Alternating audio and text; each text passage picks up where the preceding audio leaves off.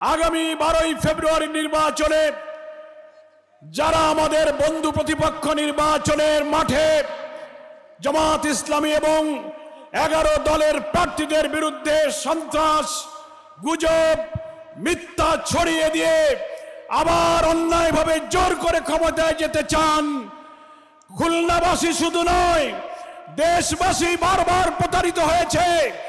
দুর্নীতি, চাঁদাবাজি, ভিন্নমতের দমন, বিচারালয়কে হস্তক্ষেপ করে কর্তৃত্ববাদী শাসনের সাথে যাদের সম্পর্ক ছিল, বাংলাদেশের মানুষ আর তাদের কখনো গ্রহণ করবে না। নির্বাচনের এই ময়দানে আমরা দেখতে পাচ্ছি আমাদের বন্ধু রাজনৈতিক দলের প্রার্থীরা হুমকি দিচ্ছেন, দাড়িপাল্লার ভোট দিলে তোমরা কেন্দ্রে যাবে না, দাড়িপাল্লার মিটিংয়ে গেলে পা ভেঙে দেব। হিন্দু সনাতন ধর্মের ভাইদেরকে হুমকি দেওয়া হচ্ছে, দাড়িপাল্লার পক্ষে দিলে তোমাদেরকে দেখিয়ে দেওয়া হবে। মা বোনদেরকে, মহিলাদের গণসংযোগ মিটিংয়ে গেলে তাদেরকে লাঞ্ছিত করা হচ্ছে, হামলা করা হচ্ছে। আমরা বলতে চাই, যারা মায়েদের গায়ে হাত তোলে তাদের কাছে মায়েদের জানমাল নিরাপদ নয়। যারা চাঁদা আদায় করার জন্য পাথর দিয়ে মানুষ মারে তারা কখনো মানুষের নিরাপত্তা দিতে পারে না। ক্ষমতায় যাওয়ার আগে ঘাট দখল, বাস স্ট্যান্ড দখল, বালুঘাট দখল, ফেরিওয়ালা, বাজাওয়ালার কাছ থেকে যারা চাঁদা নেয়, হিন্দুদের বাড়িঘর দখল করে, তারা কি করে মানুষের নিরাপত্তা দেবে? ফলে 11 দল, জামাত ইসলামী সহ আমরা অঙ্গীকার করেছি 54 বছরের শাসনে সবাই দুর্নীতি করেছে, দলীয়করণ করেছে, অর্থনীতিতে লুটপাট করেছে, ভিন্ন মতকে দমন করেছে, ন্যায় বিচারকে ক্ষতিগ্রস্ত করেছে। আমরা ইসলামী চেতনা, মুক্তিযুদ্ধের চেতনা, জুলাইয়ের চেতনা ধারণ করে সংগ্রামী নেতা ডক্টর শফিকুর রহমানের নেতৃত্বে একটি নতুন বাংলাদেশ আমরা গড়ে তুলব, একটি মানবিক বাংলাদেশ গড়ে তুলব, যে বাংলাদেশে ক্ষুধা, দারিদ্র, নিরন্ন, অন্নহীন, বস্ত্রহীন, ক্ষুধার্ত মানুষের হাহাকার থাকবে না, ইনসাফপূর্ণ বাংলাদেশ প্রতিষ্ঠিত হবে। সেই লক্ষ্যে 11 দলের যার যেখানে প্রতীক, খুলনাতে আমাদের 6টি আসনের 5টি আসনের প্রতীক দাড়িপাল্লা, আর একটি আসন রূপসা, দিগলিয়ায়, হাতগড়ি। আমরা এই সব প্রতীকে ভোট দিয়ে 11 দলের প্রার্থীকে আমরা বিজয়ী করব। সবাই কি রাজি আছেন? প্রিয় ভাইরা, খুলনাবাসীর পক্ষ থেকে আগামী দিনে বাংলাদেশ রাষ্ট্রের যিনি নির্মাতা হবেন তার দৃষ্টি আকর্ষণ করে কয়েকটি দাবির কথা আমি আমিরের জামাতের বিবেচনার জন্য পেশ করছি। প্রথম বিল ডাকাতিয়া, বিল বাদুড়িয়া, ঘোষলা, সালাতিয়া,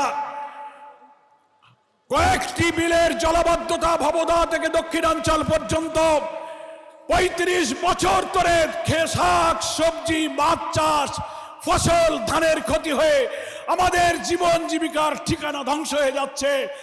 ইনশাআল্লাহ নতুন বাংলাদেশ নির্মিত হলে 60-এর দশকের ওয়াবদা, বাঁধ এবং দক্ষিণ অঞ্চলের উপকূলীয় কয়রা, পাইকগাছা, বটিয়াঘাটা, দাকব অঞ্চলের উপকূলীয় অঞ্চলের টেকসই বাঁধ নির্মাণ করে এই অঞ্চলের কৃষি, মৎস্যকে বাঁচিয়ে রাখতে হবে। আমরা খুলনার বিশেষায়িত হাসপাতাল একটা আছে, সেখানে আধুনিক যন্ত্রপাতি নাই, চিকিৎসার সংকট। কর্তৃত্ববাদী শাসকেরা এক সময় এই হাসপাতালকে নিয়ে রাজনীতি করেছিল। এখন মুক্ত বাংলাদেশে বিশেষায়িত হাসপাতালের আধুনিকায়ন করে সার্বিক উন্নয়ন করতে হবে। বন্ধ মিল কারখানা, খালিশপুর, খুলনা নিউজপ্রিন্ট, হার্ডবোর্ড, পাটকল, চিনিকল, ম্যাচ ফ্যাক্টরি, টেক্সটাইল মিল সব বন্ধ হয়ে গেছে। লক্ষ লক্ষ শ্রমিক বেকার। নতুন বাংলাদেশ যদি আমরা আমিরের জামাতের নেতৃত্বে গড়তে পারি, বন্ধ মিল কারখানা চালু করে শ্রমজীবী দুঃখী মানুষের মুখে হাসি ফোটাতে হবে। সম্মানিত আমিরে জামাত, খুলনায় আপনি জেনে অবাক হবেন, একটা বিভাগীয় শহর, খুলনায় কোনো গ্যাস লাইন নাই।